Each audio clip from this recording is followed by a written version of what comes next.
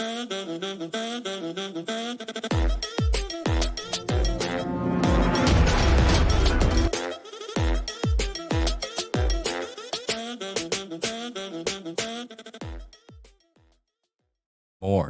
All right, guys. Good morning, good afternoon, and good evening, ladies and gentlemen, and welcome to today's AMA on YouTube.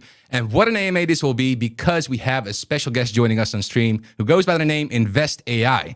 And we're going to be talking about crypto, AI, and all sorts of things, but also learn about AdvantisAI and what they are doing in this space, especially with artificial intelligence, right? But mostly what we will be doing today is having a great time together and hopefully learn a thing or two in the process. So let's make it a great stream and let's dive deep into AI and its possibilities in crypto. But before we continue, on to the people who will be joining me on the stream. And that's, of course, the beautiful community that we have over here. There's a lot of new faces that I would like to point out and a lot of familiar faces as well. First and foremost, how is it going, Xylor? I see that Zero cannot make the stream, but good that you are here chatting around as well in the beginning. How is it going, Tim? She or Shay? I don't want to butcher your name, but glad to see you here. Moon Citizen, Decrypt, Legend, Lost in Crypto, a lot of familiar faces. And of course, Chris had to put in an LFG, but yeah, hope you guys are all doing, doing great and having a great day today. But let's begin, because as mentioned earlier, to make this stream as great as it can be, we've got an awesome panel today, and that will be here to talk about all of these different topics. So without any further ado, please help me welcome onto the floor Chris from AdvantisAI and AdvantisAI, which is Simon and Andy. How's it going, everyone? Hey guys. Hi, everybody. Awesome. Good to have you guys here. Welcome to the stream, and thanks for joining the stream today. Now, I've heard a lot of great things about you, Simon, and Andy, and AdvantisAI. And after researching into AdvantisAI and what you guys do, I'm sure there will be a ton of questions coming your way. But before we get into that nitty-gritty, let's properly welcome you both onto the stream. And I'd like to start with asking you, Simon, first to introduce yourself, what you do, what your position is within AdvantisAI, and then move on to Andy and see what we can do from there. Yeah, hi. I'm one of the founders. Andy and I have worked together for about 4 or 5 years now. We used to run what was the biggest YouTube agency in the UK called S Media. And if we go back 3 or 4 years, the last bull run, we started getting a lot of clients who wanted to promote crypto. So we wanted to find out an awful lot about how it worked, how you could grow communities, how you could build tokens. So we started a token at the time, a token called Joke, as a joke, and went on to market that. That has become one of the biggest Web3 projects in comedy since then. My personal background in crypto, I've been a bit of a geek and coder all my life. I've worked on Google campaigns for over 20 years, had a marketing agency, big e-commerce business, and I started mining this thing called Bitcoin in 2011. Then went on to lose the wallet for it. So oh no. Anyway, I would have sold it, wouldn't I, on the way up? You can't say you'd still have several hundred Bitcoin in a wallet, but that's a bit about me, Andy. Awesome. Yeah, so I'm not the nerdy one. I'm the complete polar opposite. I've sort of been in the ad industry for, I think, 32 years this year as a creative. So I've been creative director of some of the big agencies in the UK, worked on a lot of big global brands, met Simon, merged our agencies, and I've become slightly more nerdy these last few years, although not quite as much as Simon. Got involved in the crypto space, lost money, made money, learned a lot of lessons along the way. And I think also, to be fair, I think we approach it probably in a slightly different way to a lot of people in the space, that we want to create things that are real businesses, real brands that bring real value longer term, as opposed to just quick, pump and dumps. So we probably do come at it. We're slightly older, Simon and I, as you can tell. So we do have a different spin on things. But yeah, it's an interesting time for us all. Most definitely. And thank you so much for sharing everything about yourselves and obviously AdvantisAI, what you've been through, how long you've been in crypto as well. So that Bitcoin, huh, Simon? Is there a chance we can still get that back somehow? Because, Well, you say that. I did. I tweeted Satoshi and got a reply. Wow, did you? Yeah, and the reply was, "Must look harder." So, Yeah, that's genuinely true. It kind of sounds like one of those stories where people store Bitcoin onto their hard drives and then, they lose their hard drive onto like some junkyard and start looking on the junkyard for like weeks on end and just don't find it. But yeah, that's definitely devastating, to lose a Bitcoin, especially on an all-time high, above 60K. I mean, that's quite some change. Back then, it was like cents. And yeah. I remember putting it onto a USB stick and saying, because we didn't even know what wallets were and what security was.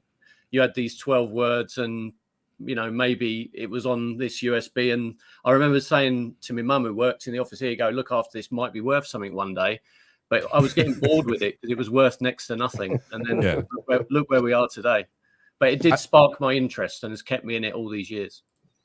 Oh, I can definitely understand that. Kind of reminds me of the guy that bought pizza with a Bitcoin, or many Bitcoins, I should actually say. But yeah, great times. I mean, don't we all want to go back to that time and buy? I'm not going to use any cuss words here. A lot of Bitcoin.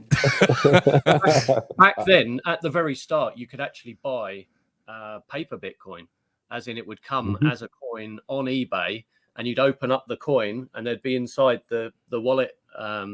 Password, and you could just then get it. Then people were just passing them around for nothing. That is crazy. If you just think about how Bitcoin and crypto in general has developed over the years, and how much different it is from what it was back then, and just looking at how it is now, and bringing all these people together, great projects like, for example, AdvantisAI, and how you guys have started inside crypto and doing your thing in investing into AI projects, which we will talk about later. But it's just fascinating to see how the industry has grown so much over the years and how much has changed.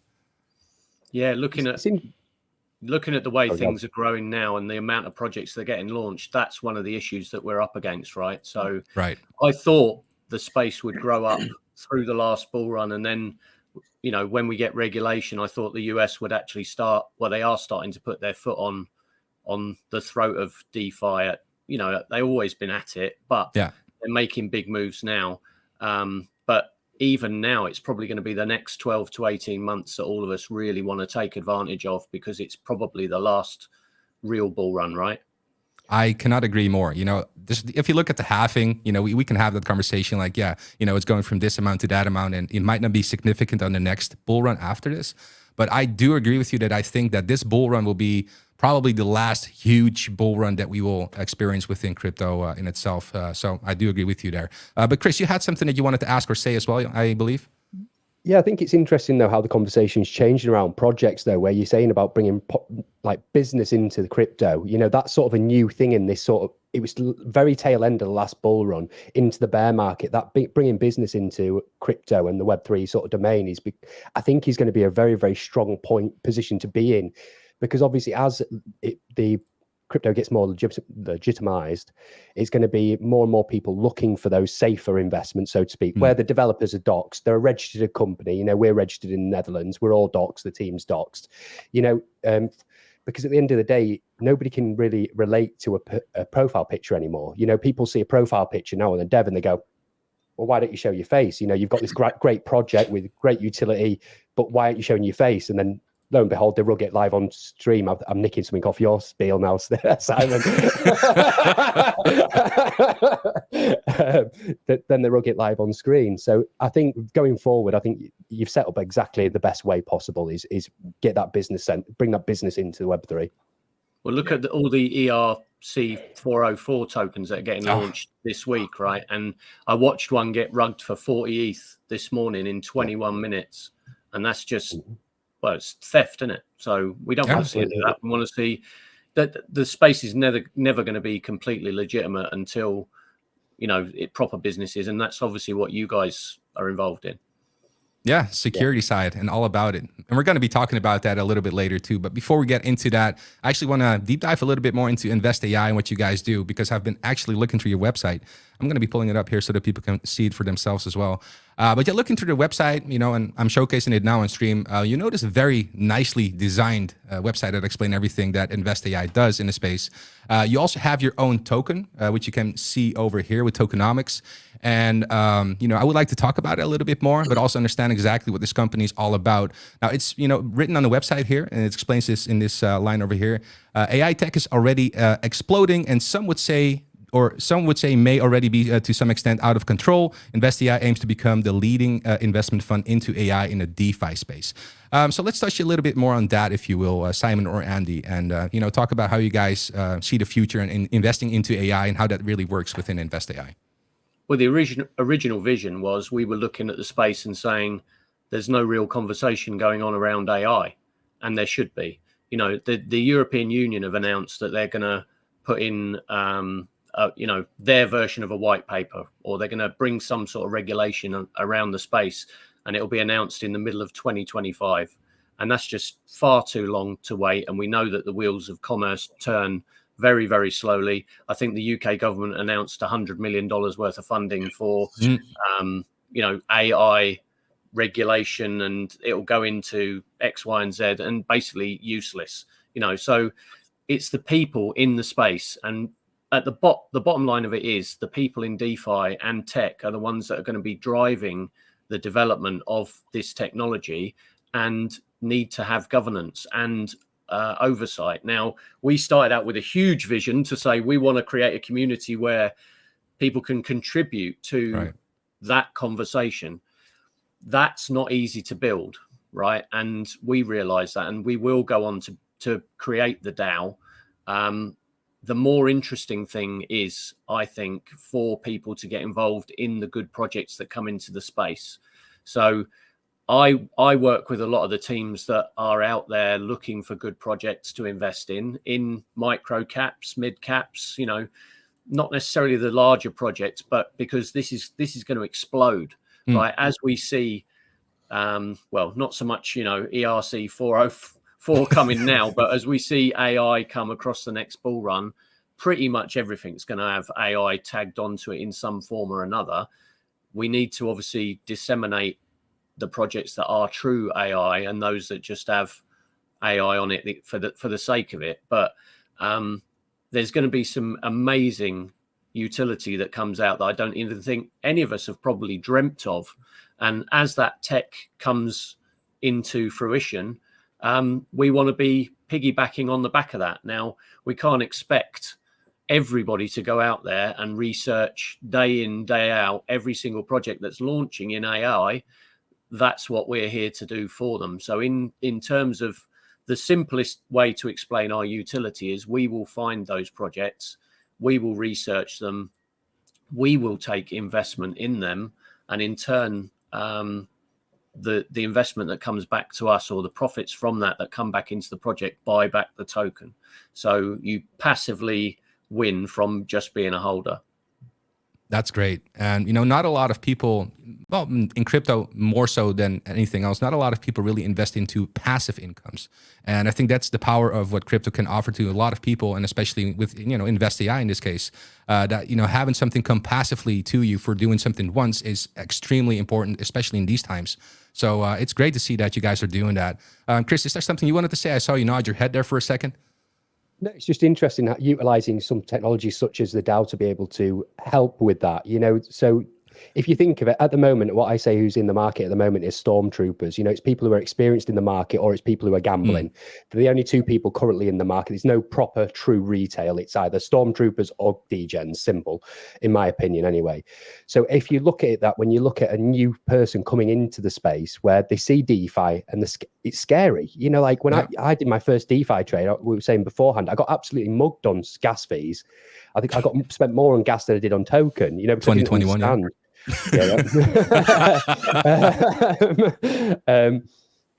but obviously we think products like what you're offering there with the governance using a DAO, it sort of implements a technology where they have control over their investment, but they have that safety blanket of having this fund effectively behind them. So it's a really interesting proposition, really. Well, the other thing that we are looking at is bringing in real world money. So you've got a space at the moment that venture capital would love to come into. The issue is no one's showing their face, and you can't trust 99% of the community, unfortunately. So, if somebody wants to throw millions of dollars into the space, they need to have a bridge, right? And they need somebody that is doxed, as we are. I posted my LinkedIn profile on one of my AMAs, and somebody says, "Is that really you?" some idiot's just posted his LinkedIn profile into a live VC. I'm like, yeah, it is me, because I genuinely want that conversation to come through us. Yes, we're in the UK. Yes, I expect to have some difficult conversations in the future with, senior people. I've had conversations with the Bank of England. I've had conversations with the head of blockchain at MasterCard. So we are dealing with the right people at the right levels. And we do speak to venture capital. I did my first VC deal when I was 21, and unfortunately ended up losing $9 million over it. But we are in a place where real world money and significant money wants to come in and get involved, and they're going to see us as a fund. And venture capital firms are already approaching us to say, right, we don't deal in DeFi or crypto. We understand it's there, but they won't use the word scared, right? But they're reticent. They want to stand back and watch. But equally, all of the people that they represent, their clients, are saying, why are you not investing in crypto? Because when we're seeing Bitcoin's going to go to 100K, ETH's going to go to 10K, ARB's going to, all of these, every other token's go, why are we not? They're sat there in real world money making 6, 8, 10% if they're lucky, and we're making that maybe every week or more. So do you remember the conversation, Simon, that we had with I'll not mention his name or dox him, but somebody who runs a very, very big metaverse, and he said the next Amazon doesn't exist yet in the space. It'll be some small business that sets up that will become that next Amazon, that next Tesla. Yeah. And I think we are in that world at the moment where, particularly with AI, it's not necessarily the big corporates, the big players. There'll be something going on behind the scenes, something small that'll become huge, several of them. And I think that's where a lot of the opportunity lies. And like Simon said, it's not just about the money that's in the DeFi space, it's about the money that's outside the space as well. And that comes back to what we said earlier about being real businesses and real brands, crossing being that bridge between everything and bringing it all together. It's not just one space off to the side or one over there. What we want to do is to be able to bring everybody together. And we've got a brilliant community through Joke and AdvantisAI, where we've got people who've never been involved before in this space but are really getting into it. We've got some brilliant community members who really help us out. And times that by 1,000, times that by 10,000, times it by 1,000,000 with DeFi people, as you said, lots of different people. It's just really, really powerful. So back to that original vision of actually having a say, it's lofty, but why shouldn't it be there? And why shouldn't it be there as an investment vehicle for everybody as well? So I think that's the opportunity that we've got here. It's not just one thing, it's much bigger. And that's the exciting thing. Right. I think that is definitely exciting. And, if you take a look at, how do you say that again? I'm trying to find the English word for this. The adoption rate. Thank you. If you look at, for the people that don't know, I'm actually Dutch. Okay. So sometimes my mind works in Portuguese from Brazil. Don't even ask. But we'll get there someday. But anyway, if you look at the adoption rate for crypto, and you see a lot of people coming from different walks of life and really coming into crypto right now. And DeFi is such an untouched space still, because the only thing that people really know if you talk about crypto, Bitcoin, right? They don't even mention Ethereum most of the times. They just say Bitcoin. Bitcoin is crypto, and that's it.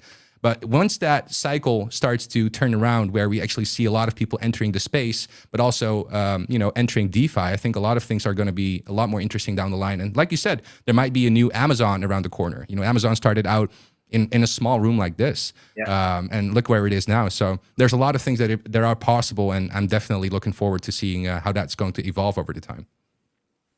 Yeah, look, I was speaking to somebody in the pub the other day who has never had a Bitcoin, didn't even understand it, and I'm sat there.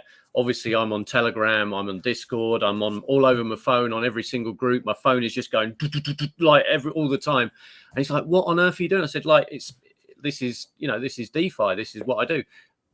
It's not. It's money though, is it? It's not. Can I spend it? Like he's trying to understand the concept. Like this is what. How does this actually work, right?" And I was trying, but the thing is, you can't make the gains that you know, your average person's going to come and say, oh, maybe they buy a bit of XRP or Stellar, or maybe they buy some Bitcoin, or, you know, if they're really mad, they buy some Cardano, right? And all this sort of stuff. But they're sitting there thinking, they're looking at it. Most people can't understand the fact that they're going to go, right, okay, if I buy this, Bitcoin's gone up to 40,000. If I buy Cardano, that can go to 40,000 as well. But no, it can't, because none of them understand how tokenomics works, how, you know, market capitalization works, et cetera, et cetera. And the real space is the micro caps. You know that if we come in and somebody launches at 25, 50K market cap, and you get in at that level and it blows up, right? You're talking 100. You could be talking 1,000x, right? And that is that's where we want to be, right? We want to be in that space and play in that space, because there will be Sheebs, Flokies, all sorts of these projects that come out in this next bull run. And why wouldn't we want to go with those? Decrypt saying what? No 50K Solana?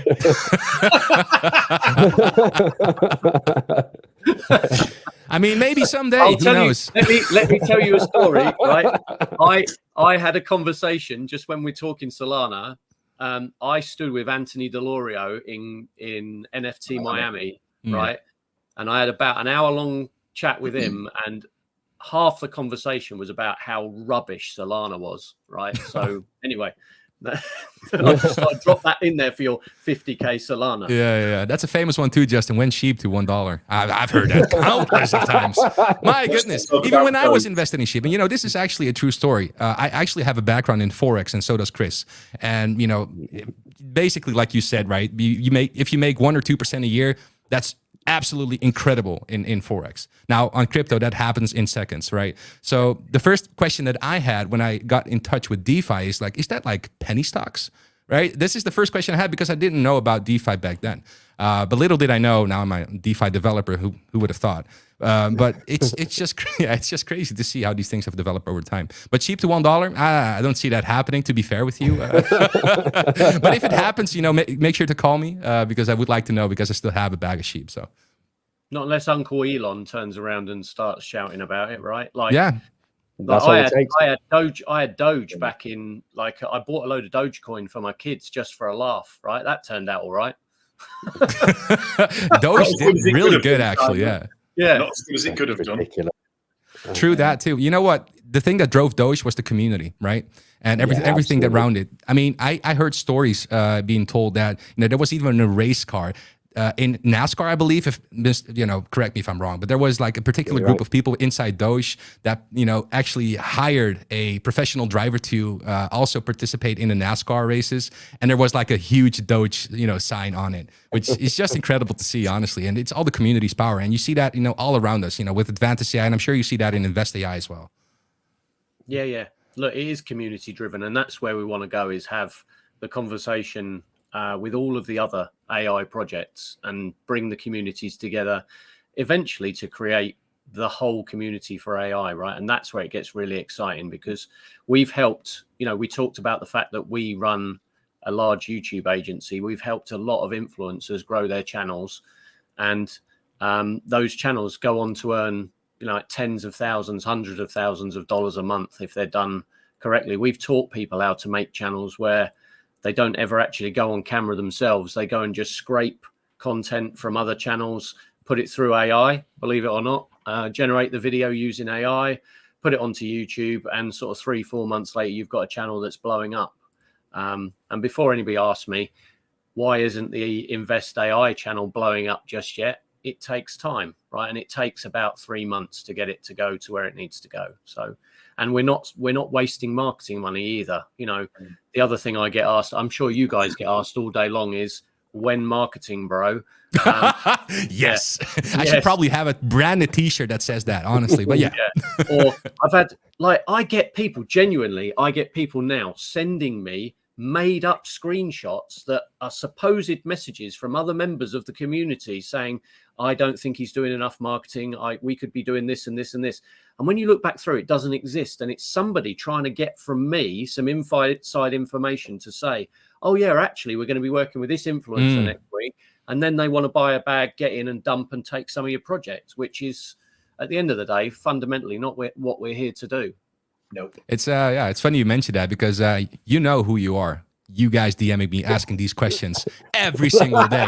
Matt, when is that coming out? Matt, why is that not released? Come on, Matt. Like, when marketing? No, but it's true. Things take time, and especially to build up some momentum. That's also really important inside, I think, any industry, but more particularly so in DeFi or in the projects that we build here, because crypto moves fast, and so do we, right?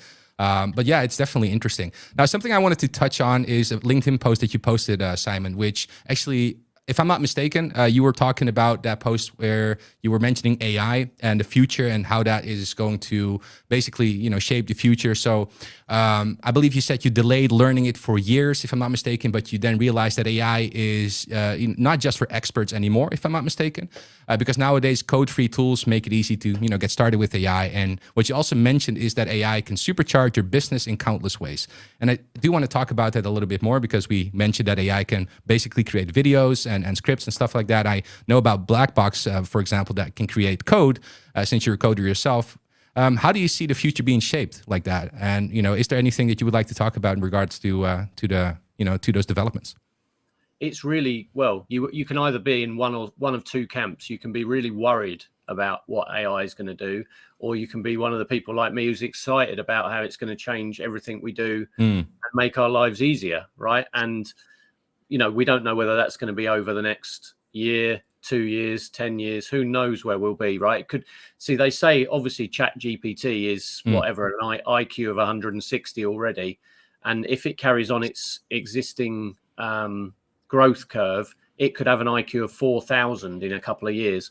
Now, that's the equivalent of me trying to talk to my dog, right? But AI trying to talk to us. So computer learning is getting to the point where, they're already talking to each other. Who knows what the military have got? So we're at a point in time where, I think we do need control. Whether we may have already lost control, some people would say, if you want to be one of the conspiracy theorists. But I think if we put the right governance in place and we're able to make that, transition work for us, obviously that's what we need to happen. But look at like Andy can speak to the fact of what's happened in your industry. Decimating, to put it bluntly.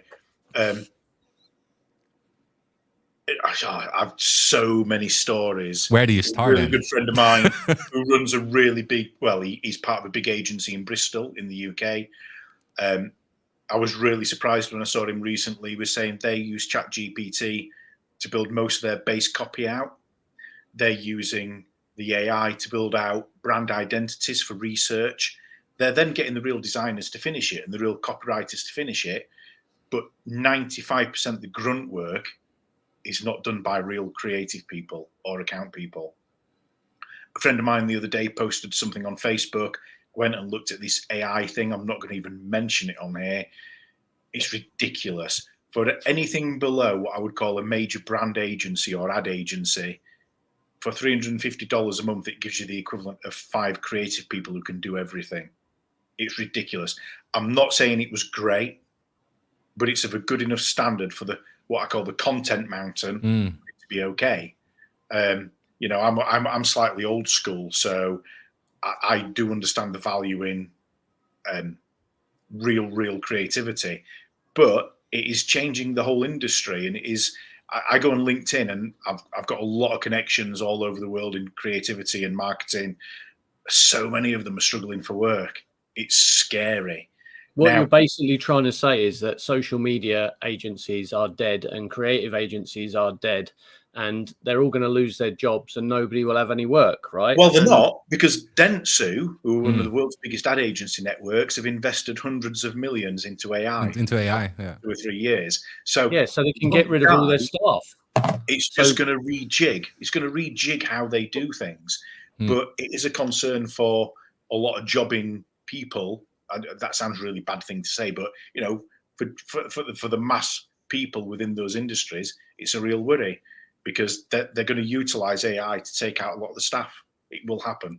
Look, in a very basic way, look at when Canva came out and people suddenly went, right, I can produce all that for myself. And now look, I can make the majority of my content in minutes rather than having somebody pay someone to do it. And it will say it in my tone of voice. That's where That's worrying. Well, that is worrying. Yeah, if it comes out in my tone of voice, isn't it? If you yeah. Okay. Sorry. I'll take that one on the chin. With it though, so obviously with this AI generation, so I use Seek as an example here. He's a lead moderator over in our community. Seek, Matt can put a picture up, and I think it looks fantastic because I'm as creative as a wooden spoon, guys. Like, I'm under no illusion. I have not got that creative flair whatsoever. Seek will tell you that line's slightly off by 2 or 3 mil, like, and move things around, and he will make that image so much better. And even me, who is inexperienced within the creative space, go, oh, actually, that looks 10 times better, even though he's just done these minute things. So even with the AI, they'll still need that human touch, because regardless how good the AI gets, it's still that human perspective, which requires that finite detail, and also with the emotion within an image. It's very easy to put an image up on the screen, but to move the shading and the lighting and things like that is a very, very skillful thing, which AI will always struggle to do, because everybody's scared of AI at the moment, but actually it's really stupid. It's not. Everybody's saying its IQ is through the roof. It's not. It's like a toddler. It's like giving it a toddler all the information in the world, and it says everything with absolute authority. So it goes, this is what it is, and quite often it's wrong. Obviously, as it progresses, the model learns and it develops itself, and it becomes more and more accurate. It will progress, but it shapes itself to you, though, and that's the worrying thing, because before the last UK general election, we had a conversation with, I think we had about 20 staff at that time, and the majority of them were between 18 and 22, and we asked them about their voting preferences. And this is going back 4 years, right? Yeah. So we're not in AI times, but we're looking at those people having been fed information through Facebook, through Twitter, through whatever, and it was shaped by, it had learned what they wanted to consume. And that's where it's worrying for me, is it does then change somebody's perspective on the outside world without them knowing it. And all of those guys, all those kids, I call them kids, 18 to 20-year-olds at that point, right? But their voting habits were changed and swayed by computer algorithms, right? That's where, if it then does become able to become sentient, it then takes off, right? And that's where I think that's the Terminator scenario and all this, right? But there's the scenario where it aids our lives in ways that we can't imagine. So I think it's a really exciting time. The one thing I would say, a friend of mine who I've worked with, he was a photographer. I worked with him when I first started in the industry 30 odd years ago. He's now in the top 100 photographers in the world in the proper creative industries. He's superb. He's got a certain style. And when AI first came out and people started using it, there was one particular program, I'm not mentioning it again, and people were using it, and people were creating images that looked like this guy's. And I looked at them and I'm thinking, he's screwed, because it was hyper realistic what he was doing, and AI was just blowing him out the water. They could change it like that, change the background, change this, change that. And I'm thinking, he's charging 10, 20 grand a day. Not anymore, he won't be. No, he isn't. I know he's not. He's down to about 4 or 5K a day, if he's lucky. So it is changing things.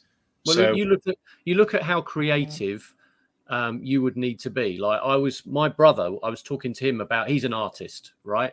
And some of the pictures he makes are, as far as I'm concerned, horrendous, right? They could be done by a 3-year-old. I love your honesty, Simon. Yeah, but they sell, right. Don't point him towards this video, but they sell for thousands, right? And because he's got a name, right? And he said to me, it can't do this and it can't do that. And I said to him, okay, you tell me what you want AI to make a picture of. And I typed into a free tool. So he said, I want a donkey in a wedding dress, stood in a rowing boat with some balloons, right? And I pressed the button and that picture came out in about a minute, and a creative person could not make that in a day. Well, they probably could by, the amount of time it would take them. But I'm telling you, the result would not be anywhere near as good, right? I'm going to post that into our into our Telegram channel, right? So if people want to go and see the image of the donkey in the rowing boat wearing a wedding dress, I don't know whether you can manage to bring it up. Let me see if I can. Yeah. If you can send it over on. I just had something whilst. Oh yeah, no, let me send it to you on WhatsApp. You can also share your screen, Simon, if you want. One of the things I would say, we're talking about DeFi and AI. So I'm a northerner, so I occasionally have a kebab. Sorry if you don't know what that is, folks. My local kebab shop, the Turkish guy in there talks to me about crypto every time I go in because he's invested in it and all his mates have and his family have. My wife's friend, who's a yoga teacher, is invested in ETH and other things. A guy I met the other day at a networking event is running a bocadillo store, which is Spanish baguettes. And he uses AI to create all these posters, even though he's a 30-year creative like me. So we talk about it being a little bit on the fringes. It's actually not. It's becoming more mainstream. AI, metaverse, DeFi, they're all becoming more and more normal in everyday life. And I meet people all over my locals. I met a guy the other day at a networking event where I met the bocadillo guy. He was a property guy, but he was he'd got loads of holdings in crypto. You wouldn't have thought it to look at him. So it's happening. It is happening more and more and more. And, go back to what you said, it's only going to amplify and increase the people who get involved in it. And even in little sleepy Retford, I see it all the time. More and more people getting involved. Yeah. Did you see my donkey? Yeah. I can actually put it up if you share your screen again, Simon. All right, here you go. See my donkey. Donkey. Whoa, hold on. It's not one of those shows. All right, let's take a look at that picture over here. Let's size it up. So this is the famous donkey that Simon created through AI. Maybe we should turn this in. This should be a meme. Right, shouldn't it? This should be a token. when my brother said, we're not here to promote donkey in wellies, right? That's not the token. That's worrying. But it's pretty worrying that came out within about a minute. Yeah, no, that's crazy. But fun fact: this thumbnail that I created was also created through AI. So, yeah. I mean, everybody's using it around us. It's it's almost unthinkable to not have AI in our lives anymore. I would say, which is also scary in a sense of what you were even saying, like sentient, right? I've seen an interview with Elon Musk actually going really deep into this subject, and it's interesting how scared he personally is what AI is capable of. And I believe there were some projects that he was running that he had to shut down because of it, because it was just going into certain places that it was just scary, or to say the least. Yeah, there's no way it doesn't blow up, right? It's already out there. Imagine what the military have got, right? Oh, yeah, and it's been there for years. So we'll see it coming more into the mainstream and seeing what happens. But we're interested in the next 12 months, if not the next 2 or 3 months, right? Because finding all the great projects that are going to come out with real tech that's going to build on the back of AI. I don't know that we're really at the stage where AI is as exciting as it could be, right? But we all know that machines can now learn, and it's those projects that we're going to be really interested in investing in. This is also super interesting that what Justin is saying, the cyborg era. AI is software based, I could basically say, right? But what happens if we actually get like human body modifications on top of that? We are actually looking at some of the craziest stuff happening in the next maybe 50 or 60 years. Like, for example, the Neuralink that Elon Musk is creating as well. And, all of that stuff. It's crazy. Yeah. The first person's got it, haven't they? Yeah. I haven't actually read about that, but if you know more about it, Chris, please, share it with us. Well, I'm not going to butcher it. Go on Twitter. It's all over there. But the first person actually has it. It's to fit blindness, was it? Yeah. That's what it should degenerate blindness, and it's fixed it. So it's amazing what that technology is already doing, and it's in its infancy. I mean, Joe Rogan has said it numerous times that it'll be the new standard. Once that sort of technology starts being implemented across the thing, you will have to have it to keep the edge. If you are top flight performer, you will have to have it, because it's like steroids in sports. Like, it will give people such an advantage that within the business workspace that you will have to just to maintain. But it's interesting. All this is sort of very, very interesting going forward, and it's a definitely interesting use case for a project, especially with external funding.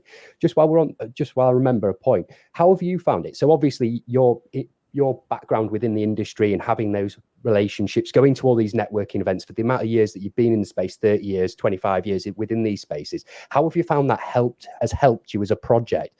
Because I can imagine that doors are open to you that would be slammed clean in my face because of the experience within the space, and also having that life experience. You know, there's a difference between somebody like me walking to a door and somebody like you walking to a door. Let's be honest. You know, in high echelons of business, it genuinely is people that are slightly older than me that tend to operate within that space, especially in the UK. You know, I got promoted very quickly through the companies that I worked for. So I was a manager, a project manager, fully qualified at about just shy of 30, and I used to walk in, they used to call me babyface. You know, it's why I grew a beard, because I was so young to be in that space. So how have you found it for yourselves? Has it aided you, obviously, your experience within the workspace? Well, I think the struggle is in DeFi and crypto, we're obviously old, right? We are old and wizened, right? Yeah. But we have, well, yeah, I speak for myself, obviously, you know, because you're the Gerard Butler of crypto, right? But, you know, look, the doors do open, right? But we're trying to create the door, and there's not, you look at an ordinary business owner and they're going to look at, no disrespect to somebody who's in their 20s, who's talking about DeFi and something that they literally don't understand.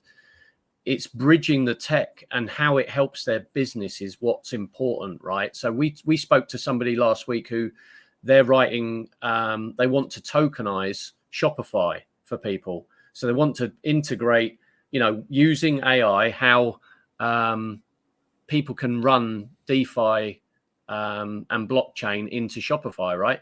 And that's really interesting. That's huge. But yeah, it would be huge, because if you've got the deal with Shopify already, that you get to be their partner to integrate that, all you got to do is produce a minimum viable product to get it to work and show it working and show transactions happening, then there's something a bit different, right? But the stumbling block is then real world to, you know, actual money or paper money or whatever you want to call it over to DeFi, and that bridge isn't really available to everybody just yet. The on and off ramp, it's coming. Like I say, I had a conversation with Eduardo Abreu from MasterCard, and he's the head of blockchain for MasterCard, and they were talking about how they've got a sandbox and they've tested it all. He wouldn't confirm either way whether it was, you know, XRP or Stellar or anything else that they were going to use on the back end of that. But it's coming, right? And that's where it's going to be really cool when and if, you know, when we see regulation. So the states are obviously kicking everybody out, and you guys say you got a background in Forex. Andy and I trade Forex live every day, right? We trade the London session daily. Some of the people who are in our community join us every day, and we trade. Which has given us a great grounding in, you know, how to trade the charts in DeFi. So you know, it's all fundamentals, a lot of technicals. We get how that works, but equally that's going to help us when we come to invest, and we are investing in other projects. So we're not investing, when we say invest, we're not investing in them just to go in and take profit. I'm not going to lie and say there won't be those scenarios, because there will be profit taking opportunities when, you know, if there's a project that you don't necessarily believe that's going to go a long way, but it could go a long way in a short time, right? That's where we'll be in. But the main thing is where we get to invest. If somebody comes to us and runs an AMA, let's say they pay for that because we got a huge YouTube channel at the time and a huge audience, we'll take the majority of that money and put it back on their chart and then help grow their community and their project. That's where it becomes an ecosystem. I don't think I answered the question properly, though. Andy, you better tell about being old. You do that bit. You know, you know what? It's a double-edged sword, because in the DeFi space, I think we are seen as being old farts. What do we know? But when I talked earlier about being the bridge into the real world, I'm starting to go to some real-world events, and we have a consultancy that's a overarching thing that talks about all the projects that we're involved in terms of Web3, blockchain, DeFi, NFTs, metaverse, AI. And my personal mentor, who I work with, who's a really good friend of mine, basically has said, you've blown people's minds so far because they're just going, wow, this is possible. And it is that bridge. And I think Simon talked about the next 2 months, 6 months, 12 months, 5 years, 10 years, the world is absolutely going to change in the way we do business, the way we transact, the way we communicate, the way we socialize. There's going to be so many opportunities. And I think people's eyes are going to get opened more and more and more and more. And the whole blockchain thing and the people coming into DeFi in the real world and that bridge, we want to be that bridge. Whether it's with Invest AI or our other projects, we want to be that bridge where the old farts like us get the old world, but we kind of know the new world, and we bring them together and we bring everybody together. And that's what we've started doing. And I think, it's absolutely going to happen. So I think our age is an advantage in the next few years. You're that perfect bridge, honestly. Yeah, well, our age isn't a hindrance. It's a bonus in some ways. Yeah, it's a bonus. It's a strength. I would agree. Well, Andy and I also wrote a book on privacy in the web as it stands, right? Because I've been working on Google for over 20 years, and I am responsible with Andy for a lot of the ads that follow you around, right? And know what you want to buy before you want it. Right? Or the ad that convinces you to buy something that you never wanted in the first place, right? But the focus of that book was about your privacy and you controlling your data. And what's really important in the new web, in Web3, is that we all control our own feed, our own data, our privacy, all of that, right? And that's what needs to change, because I was lucky enough to see, as was Andy, the start of Web 2, right? And when that happened, it was just the Wild West. Like Zuckerberg is like the devil, right? All of them steal my phone is always listening to me right now, right? WhatsApp's on my phone. Therefore, everything I say is being recorded. But in DeFi and with AI and how this tech is brought out, it is really important that those fundamentals are put in place. I'm getting a question here from Samantha. Hey, Simon, show them your beach shot. It's not really Simon. I'm not sure what this is, but I had to ask. I don't know. I don't know whether I'll be able to bring it up, Sammy. She's probably pinned it. She's pinned it somewhere, haven't you? Let me see if I can find it. Hold on, because He's made himself look like AI generation. Yeah, hey, but it's no secret. I sent it to my wife. I'll show you it. Was she impressed as well? She's like, Simon, you look good. Like, what did you do? Here you go. Just for Sammy. Here you go. And oi, boys, calm yourselves down as well while you're having a look at this as well. Right. Are you putting it up on stream, Simon? I'm going to do, yeah. Here you go. Awesome. All right, you might not be able to handle it. There you go. Wait a second. Wow. Okay. Is that you like a year ago or something like that? That's never Simon. That's looking good. I can't lie. What do you guys think in chat? Screensaver, isn't it? Obviously. Yeah, I'm definitely like, if we exchange numbers, that's going to be your picture whenever you dial me. So I can remember who you are, right? I mean, this is an instant. But yeah. What's that, Chris? Just save it on your phone for a rainy day, Matt, yeah? Yeah, of course. You know how many times I take my phone with me on the toilet? You know what happens there. Like, this has gone way down the other road. Come on, guys. We got to have a laugh, right? Simon in his dreams. LOL. So funny. Don't get Chris going. He will send AI feed pics. No AI, Well, mate. All real. I don't know why, but AI has got a habit of, if you put your picture through certain things, it gives you like 7 fingers, stuff like that. I've got earache there. That's me. So with obviously bridging the gap between Web3 and general business. So what we found is conventional business moves slow. DeFi is like boom, boom, boom, boom, boom, boom, boom. How are you going to mitigate those risks? It's something we struggle with as a company, you know, because in general business, you get emails about this is going to happen, this is going to happen. Oh, sorry, Sam was on holiday, nobody picked it up for a week, and now I've got it, and blah, blah, blah. How are you going to mitigate those risks for your community? Obviously, dealing with these VCs and things where the response time may be weeks, you know, realistically, in some of this. Nice segue, by the way. You know, that was quite cool. The record went. Oh,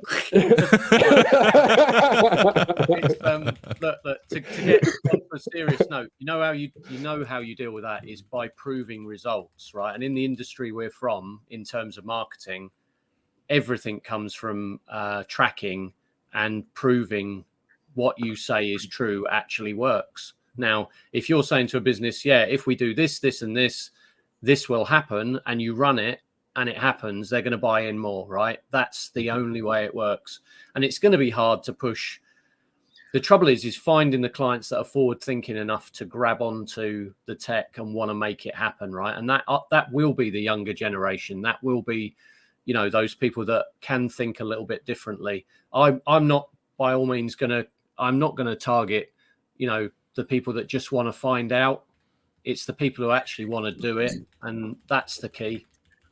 I'd also add, Simon, you know, in the DeFi space, people having a roadmap, and we've had it with other projects where I actually think we've delivered against a roadmap. It might have altered slightly, but we've always kept the community updated. Now, you think about that in the real world, you're keeping investors, shareholders, your community, whatever, whether in DeFi or not, updated these changes. You're just going about it in a professional manner, and you still deliver against what you're saying. Some things may take some things are quicker, some things are longer, some things have to change, but you've still got a vision about what you want to be. And when I go back to the start about talking about being a real business, the biggest thing for me is about building brands, about having a vision and a mission and the why. Call me old fashioned, but all the projects we've worked on, we've tried to have that and bring that mentality into the DeFi space. And it might have hindered us a little bit in some ways because people are going, oh, no, it's not happening. When this, when Lambo, when this, when marketing, it's bullshit. Sorry, it is, because the real value in real long-term businesses comes by having that vision, by having that plan, by having that why, by having that purpose. And it might take you a little bit longer. You might have to dig your heels in. You might not make the money as quick. You might not bring the returns as quick. But what you've got is something that's really solid. And that's what's missing. You know, we all see the pump and dumps, and Simon talked about earlier things. It was ridiculous earlier what we saw. Yeah, I was just stupid. And you've got to have that long-term vision, and you've got to believe in it, and you've got to take your community along with it, your shareholders with it. And that's what we try to do. And you've got to stick with it. You've got to have belief in it. And that's all I'll say. You know, you've got to keep going, and don't do what everybody thinks you have to do. You've got to stick to your guns. And that's the hardest part too, especially when you're, running the show, or so to speak, when you call the shots. Yeah. It's not easy because you're easily, put off your tracks, and it's really, really hard to stay on track whenever you have a vision, because there's a million other people having their own ideas, but steering you into, different other positions. And it's just a lot, it's difficult navigating that. Yeah. But like you said, I think that's keep everybody happy. Yeah. That's troublesome, of course, because not everybody is going to be happy, whatever you do, whether it's great or not. We're very much the same. We pride ourselves on our communication. It did get lapse back when it was TARP days, but I think we've improved that. I think our community will agree. We're currently working through our stage 3, which will be delivered by the end of the first quarter, minus wallet tracking. So we're massively pushing forward with our development, and some really cool things coming in the next sort of however long. This quarter, Chris. Yeah, don't split it. Not investment advice, right? No, exactly. No, absolutely not. It's just what we're doing. We've been building all the way through the bull. We've been pushing money into this, and we've built something that's very interesting. And I'm sure Matt can describe it. Oh yeah, for sure. Well, something I actually want to go back a little bit to AI and that talk a little bit more if you guys don't mind. So let's go back to AI for a second, guys, and we're going to be continuing this conversation. I think it's great, by the way, having this kind of freestyle vibe over here. I'm not sure what you guys think, but I'm loving it. But when it comes to, I would say, simplifying life by automating all these types of processes, think of AI like, for example, ChatGPT, like you've mentioned, Simon, or others. It's really interesting to see where everything is going. Now, it's unthinkable, like I said, to imagine living without AI in our lives anymore. I would dare to say, even Google Bard or any of the language models out there, really, which is just the tip of the iceberg, honestly, if I would say so. But there's many more types of AI. We've seen that beautiful picture of Simon, which was probably generated with something like, I would say, Midjourney is my thought, my guess, at least. Loud on the lens. Right? Or you have things like, for example, Black Box, which I'm a huge fan of, to create code and stuff like that. But let's focus on these language models first. Can you imagine that everywhere around the world, like, for example, ChatGPT is being used to automate your mails, socials, you name it, videos. There's a lot of things like Canva, even like there's literally plugins being installed into ChatGPT itself, where you can just click on, for example, Canva and just generate a picture inside Canva's ecosystem, right? There's a lot of things there. Like whenever you want it, it's just, snapping the fingers and you have it. Now let's amplify this for a second. Human error is very common, right? Without errors, we cannot grow or move forward. Now, if, for example, let's say it's how we humans are wired, I would say. We can learn from mistakes, that others have made for us, but we mostly need to make these mistakes ourselves, right? Can you not agree? But now with AI in our lives, we can speed up our processes and focus on the things that could matter more, but also have machine learning weed out any types of errors that could make us, that we could make us humans, I would say. Now, take, for example, writing your own code and debugging it. And this is something that you know more about, Simon. It's a hell of a job sometimes, because it can be just one little, character in the wrong place and the whole thing just doesn't work. Now, of course, with, the years, you can see that the line is being shown as, there's the error, but still debugging is a lot of work. Now, this would normally take hours upon hours to get it done. Now, with a click of a button with AI, copy and paste even of a screenshot, like, for example, if I want to recreate Netflix login page, I would just have to screenshot it, drop it into Black Box, and I literally get everything that is up there generated by AI in seconds. Now, Does this mean you don't need education anymore? Well, I would leave that topic open for now, but I'd like to hear your take on all of this, actually, Simon or Andy, and see what you guys think about what I've said. Yeah, look, I'm a qualified accountant, right? I left school and then went to college and qualified as an accountant, worked as an accountant for 3 years. Imagine what that profession is thinking now. It can't be far into the future where everything is automated in terms of your tax returns, your invoicing, your payments. It'll change whole industries in a flash. Like you've said, the coding industry, it leaves you open to the creativity. That's the interesting thing, thinking of the new way forward. That's where machines will struggle, right? Andy, anything you want to add? Yeah, my son is in his second year of studying medicine at York, and I've had several really deep conversations with him. Fortunately, the lecturers who are all qualified doctors and consultants who teach him, they actually do talk about AI as being part of the future. One of the things he's doing is going into extreme medicine. So it's like extreme altitude, temperatures, skiing, at sea, fire, things like that. But he knows it's coming. Does he take away the human element, like creativity, understanding the emotions? I think it's a really, really difficult one. That ability to think on your feet in a situation where there's a human, it's not there yet. Absolutely not. But in 20 years' time, will it be?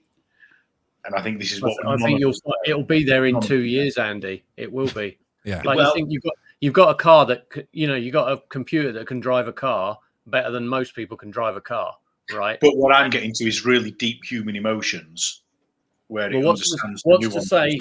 Well, and this, like this, I shouldn't really say this, but this is, I'll put it out there. You know, what's to say that computers don't have their own deities, and they don't have their own, you know, their own belief systems, and how does that develop? Who knows, right? It's going to be absolutely fascinating. How does that bridge? If you've got a robot going to a medical emergency, if you've got a robot going to a medical emergency, and that person's dying, how can that robot have empathy with that person that's dying? Is it better without empathy, though? Its only mission is to save someone. We're having the debate. We don't know. We don't know. We already have surgeries being done by robots as we speak, actually. Yeah, of course we do. Of course we do. Do you think, though, in certain situations, though, so think of customer service line, you ring the helpline up, you're on hold for 25 minutes, you get hold of somebody, and 9 times out of 10 they go, no, you can't update. I can't give you that deal because I'm not available. You've got to be a new customer. At some point, AI will take over that responsibility because it's a high person intensive workload. It'll be a very, very cost effective way.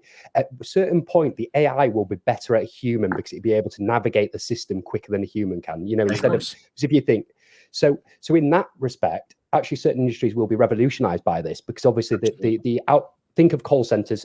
You know, quite often in the UK, you know yourself, most of them outsourced to other countries, foreign countries, and things like that for the cost of them. If you can get something that's efficient and effective in that manner, you'll get people, when you ring up, say, your bank, and you get a human, you go, oh, can I speak to the AI?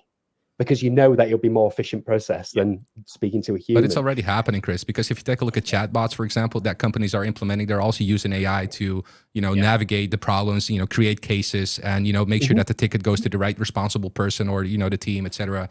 And that's just the first layer, right? The next layer would be to have, you know, an AI chatbot or an AI voice in that sense, you know, just answering the call and just taking, you know, your request. That's already happening. The real beauty of what we're talking about here, though, is it's all recorded on the blockchain potentially, right? So it's all accountable, and that's what's interesting, because that's where the entirety of society will go within the next couple of years. Yeah.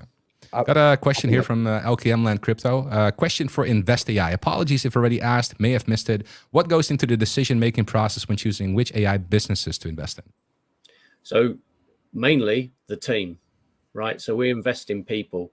We're not going to be investing in faceless, you know, non-doxed meme tokens, right? We will work with people who have got vision and we believe in it. It's the same as any, you know, when you go into a meeting with a venture capitalist, they're investing in you because it's you they trust, right? Like when we sit in here with a token called Invest, which may or may not turn out to be the brightest idea for a ticker ever. When Gary Gensler says, right, that Invest token that's just got listed on crypto.com, right, we might not allow that. We might not allow that in the States, right? But anyway, I look forward to meeting him. But what goes into choosing those projects? A multitude of things, right? And we're not going to kid you. We are going to go after some micro caps, right? We will go and try and grow our treasury as quickly as possible.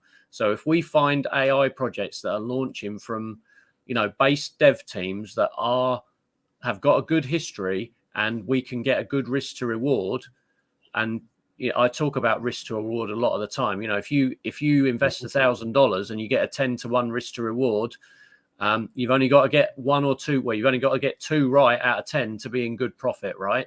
So there will be a strategy that goes along that. Long term, we want to pick the ones that are the teams, and they've got the ability to work with real world money and convince those people that they are the people that should be invested in. Because if we're bringing in millions of dollars from outside, we have to trust that those people are going to be doxed to, you know, to the people that have got the money, right? And it's just us then making the introduction. So the project then takes probably a cut of that, which goes back on our chart, but that relationship then can probably exist directly with the investor. It's also fair to say, Simon, it's not just us two. We've got a team of other people who have been involved in multi-million-dollar projects several times over, involved in projects worth hundreds of millions. very successful entrepreneurs in the States and around the world who are part of the team behind the scenes, who are doxed as well if we need to do that, who help us make those decisions. So, it's not just Simon and myself. There's a big team of us. And one of our business partners, Domingo, who goes by Crypto Jedi, he's had 8 businesses of 8 figures that he's sold. So he's sold some significant businesses in the past and now become part of us. So at the moment, the team's going to sort of decide at some point, will it transition into the DAO making those decisions? Obviously, you propose 4 or 5 projects and then the DAO vote on them. Will it have a platform? How will you incorporate the DAO into that decision making? Or how will you do it? Will you do it through Discord, a set standalone site, or have you not given that much thought yet? No, we'll have a foundation and we'll have a portal where that voting happens. I don't know the structure of that, because the correct way to create a DAO is to let the community create the rules as it comes into existence. Not to say we wouldn't like to have a say in how that is, but we would always be there to help moderate and sort of chair the debate, so to speak. But until we get to that stage, it will be our core team making those decisions, along with those that are in our community. We do have in our Telegram a projects of interest section, so we do have the ability to research, and hopefully we'll be using tools like yours to help with that process, right? Absolutely. That would be incredible. Yeah. It's it's a topic that we still need to talk about, which is AdvantisAI. We heard everything about InvestAI, and I'm sure that Chris had a very wonderful meeting with you, Simon, talking about AdvantisAI. But for those that are watching and we're not present in that meeting, like myself, let's talk about AdvantisAI for a second. Because if I could think of one word that I would say is the most powerful about AI, it's got to be simplicity for me. And that's exactly one of the things that we focus on, when it comes to AdvantisAI. We want to empower all the users in DeFi to make it as simple as possible to recognize a good project from a bad one. Now, you just paste a contract address into AdvantisAI Outlook. And you know what? I'm actually going to pull it up on the website here so that people can watch with their own eyes. And I'm going to continue talking about it as soon as it loads up. But basically, here we go. Okay. Let me just resize that for a second. Well, it's good like this for now. And then just pull it up here. So this is AdvantisAI Outlook for anyone interested in investing into any project that is on Ethereum or a Binance Smart Chain. This is your go-to website to check on any contract. Now, if you go to the top here, you can see the search bar. You can paste in any contract address in there, or you can type in the name, which is going to be, a lot faster in that sense. But it's always good to paste in the contract address, because then you are sure you're looking at the right sheet, right? Anyway, what it comes down to is it's going to calculate the score through AI. We gather the data through APIs, and our AI processes that data and eventually gives us a score. As we can see here, which is quite interesting, this one seems to be a honeypot. And it's just one of those that I randomly clicked, honestly. But let's take a look at it. This token is classified as a honeypot. Now, obviously, there's going to be caution advised, because a honeypot is no good. It means that if you put your money in, you're going to definitely lose it. Now, this will eventually, pull the rug, and you will lose your money at a specific, amount of time. I believe you were talking about a project on Sol today, Simon, that pulled about 40 ETH. Am I right? It was an ETH project, yeah, and it was what was it called? I can't remember the name, but 44 ETH. They took out in 20 minutes. Yeah. So they've hammered the snipers. There's a lot of snipers went in, and then the public's got caught up. The degens have gone in on it as well. And then it's turned into, you can't sell. There you go. There's the rug. And that's, what's happening all across these different chains on Sol. It's happening on Ethereum and, more so on BSC, I would say. And now Solana is probably taking that spot of BSC. I'm not entirely sure, but, looking at the volume, it's definitely looking interesting because it feels like it, right? So this is what AdvantisAI is. We're trying to prevent people from losing money to scams. And, if you're going to invest, it's one thing to know the project, know the community, read the white paper, see if the liquidity is locked or not. But it's another thing to dive into the code. And as we know, not a lot of people are tech savvy. They don't know how to read code. They don't know how to go into the Solidity contract and see these, these actions for themselves. And think to themselves like, hey, this is not a good project to invest in because it might be a rug pull. This is what AdvantisAI does for you. It does these checks, through AI. We gather all the data through different APIs, and then all the data is stored onto our server, and then we process that and put it out with what we think might be a honeypot. And our accuracy rate is about 98% as it stands right now. So we are actually looking to expand on more blockchains. We just released recently a new blockchain, which is, Chris, which blockchain? Arbitrum, which is Arbitrum. We're looking to expand on more chains, obviously, because as you've noticed, like, for example, other chains that are popping also have a lot of smart contracts that could, potentially be a scam. And we just want to see that number of victims, decrease over time, because we've seen it a lot. That even myself, for example, I have a lot of friends and family, and, they, at least half of them got rug pulled at some point in time. And it just happens too much these days. And this is exactly what AdvantisAI is. We're trying to, stop it. We're trying to make something good and, leverage the power of AI to outsmart all these human beings. So, well, anybody who says they don't get rugged, if you're in this space, if you don't get rugged a couple of times a week, if you are active, if you're taking 3, 4, 5 a day and you get rugged a couple of times a week, you're doing really well, right? Because the majority of them, you'll be making 2, 3, 4x at least, right? But what people have got to realize is the majority of the scanners that are out there are built with no real tech behind them, right? You can build one of these scanners in, I think, probably an hour if you really wanted to do it. And it's got no data compared to what you guys have got. And that's why I wanted to really introduce AdvantisAI to my community and for us to take investment in you, because we believe in the project long term. And obviously we can see you, we can talk to you, we can learn, we can work together, and questions can be raised and development happens, right? Rather than just go and build something. Somebody's building something, puts a token name up, raises themselves 50K and then starts to do some marketing, right? Which is unfortunately what's out there. Yeah. And it happens way too many times. But yeah, sorry, continue. Sorry. With Avantis Outlook, there's some unique selling points of Avantis Outlook that Matt didn't cover. So it actively, at the moment, if you think of it as an attack dog on a leash, you have to interact with it. You put the contract in there. If it's a new deployed contract, it will predict if it's rug pull. We do it inherently. That's what the intelligence comes in. It actively scans it and looks at all sorts of triggers and different things. And then it will tell you whether it's a rug pull, especially if you're on the pro version. It's a bit more accurate on pro version. The reason being is obviously we had to gate the AI because there's a significant cost to ourselves in operating it, because with us being partnered with part of the APN, so the Amazon Partner Network, we have to build things to Amazon standards, which obviously incurs costs and obviously means that the structure is completely scalable. So at the moment, it's a dog on a leash. So it will warn you of things if you show it things, basically. At some point in the not too far future, with enough funding, we will let that leash go. And that attack dog will naturally go. So at the moment, it's an AI project under supervision. Is what? Sorry, I've got the tech guy. I've got a tech guru in my ear, so that's what he said to say. It's an AI project under supervision, but at some point we'll be able to let that leash go. And with more data sets, we call it something called the 2%. So we openly admit our scanner is 98% accurate. We've got data to back that up. We can show you the data if you want it. We can give it to you. There's a 2% there. That's the cat and mouse. So while we're trying to make this thing 100% proof, we will never succeed. The scammers are doing all sorts of magic things. They're changing their process. They're changing their behavior pattern. They're utilizing AI in their deployment of contracts and different bits and pieces. So this is the data checker here, and it goes through some basic scans. Can one of the team chuck Matt a contract that shows some good stuff?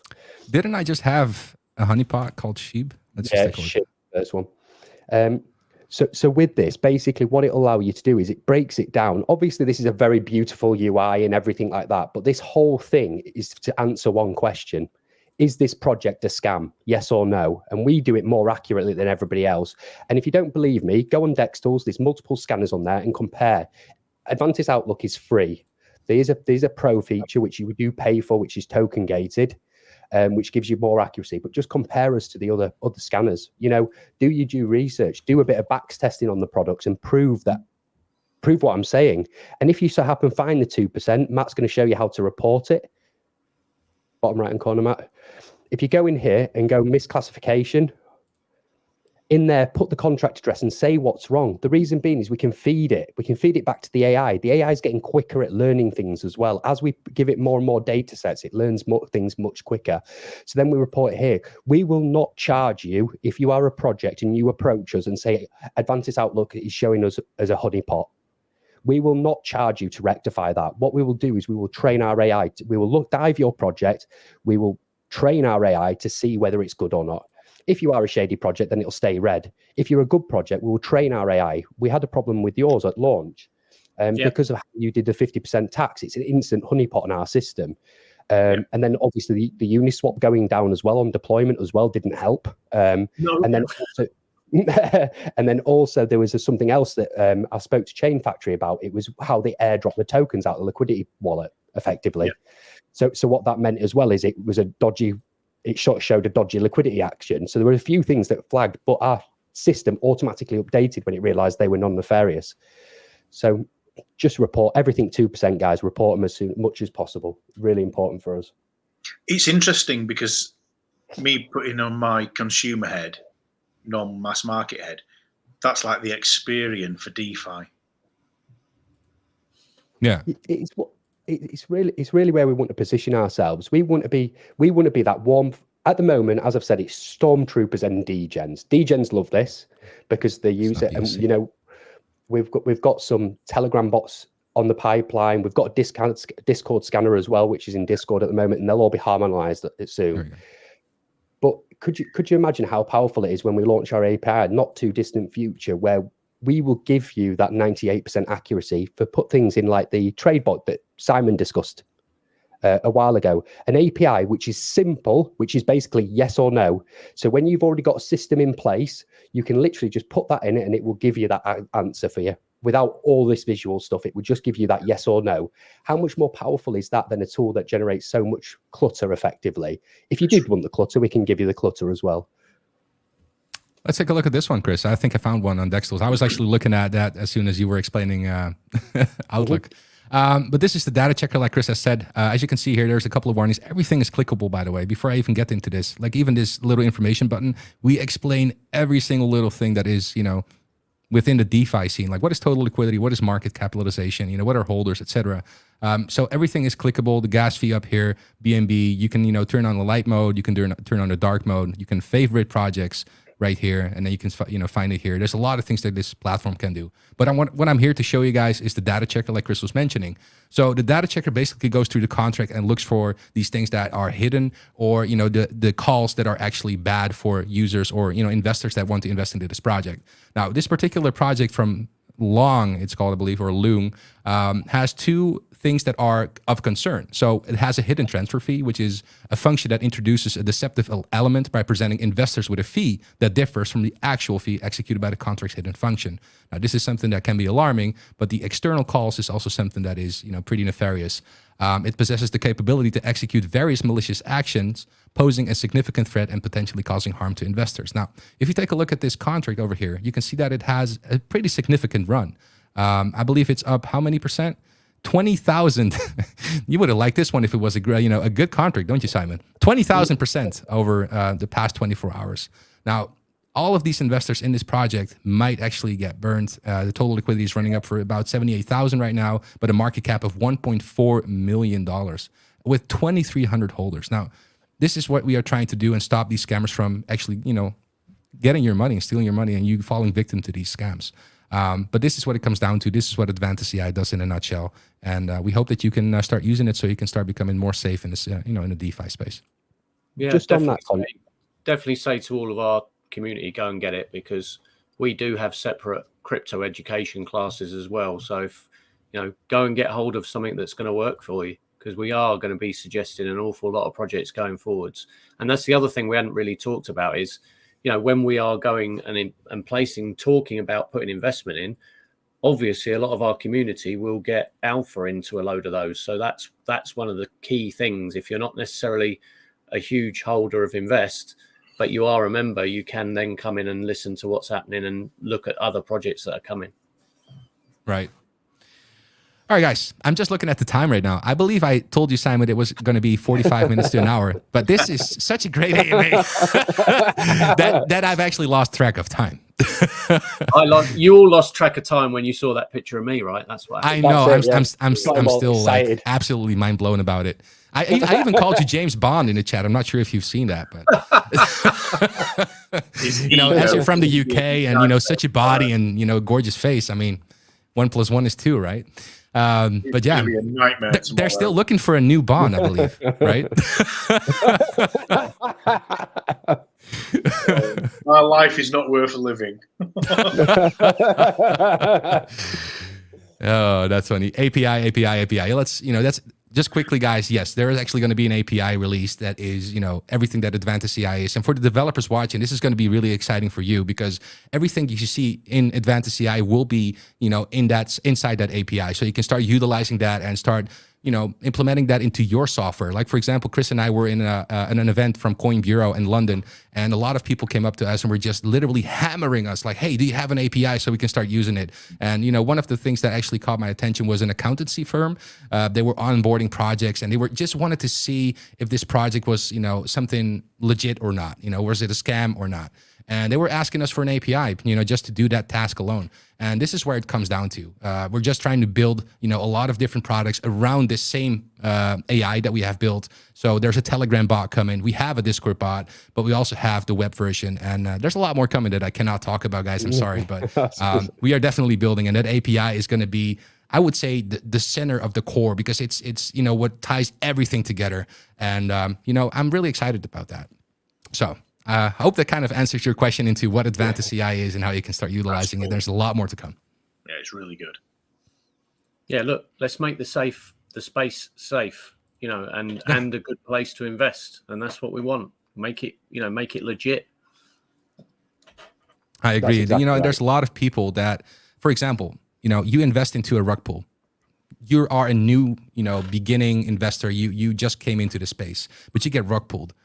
How many people would probably say, you know what, this is not for me. I'm just going to leave because it's too technical. It's too difficult. There's a lot of scammers. It's just not a welcoming place at this very moment, especially if you look towards the new chains that are releasing these smart contracts on a daily, like, for example, Solana. There is so many people losing money over those contracts. And if AdvantisAI can put a stop into that and just, maybe mitigate like 10 or 20%, we are already winning. Every single one person that is being saved by a program like this is, one that is well worth building this software for. Yeah, that's really good. Very cool. All right, guys, I think we're going to start wrapping up the stream. But before we do, I would like to ask you, Simon, and you, Andy, if there's anything that you would like to add or talk about before we start asking you for some closing thoughts. No, look, we would love to have your community come over and join us and get involved. Come and have a conversation with us at Invest. I'm sure you guys will share all the links. Yeah. Come and have a bit of fun and see how we grow. And our community yours as well. Yeah. Really good. Really good. That is awesome. Let's combine strengths, right? Let's build each other up. I think that is, what we should be doing in the DeFi scene. It's not a battle against each other. We should start building each other up and, grow from it because there's a lot of communities that we can literally just, combine both communities. And our community is so amazing. And I believe your community is amazing, and just grow from that. And, there's a lot of value in that. I've actually made some friends, like, for example, Chris, through DeFi.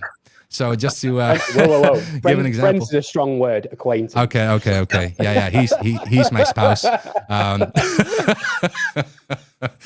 Where's your wedding ring, Chris? Show him. Yeah, you should see his picture in AI. Honestly, Simon, it's a fair contender. Hold on, let me screenshot. Let me take a photo so we can get going. Yeah. Oh, have you not seen Chris's? Wait, I got to show you. Oh no, it's not on the website anymore. Chris has such a funny headshot of himself. Well, not funny, but he tries to look sexy, right? On the kitchen counter. That was our wedding. And I'm like, what's cooking, Chris? Like, no, but in all honesty, guys, it was a great AMA. Thank you so much for joining and, for sharing your knowledge, obviously, and also what AdvantisAI is and for taking the time to be here. I learned, a great deal today, and, I'm really excited to do this one more time in the future if you guys will, be up for that.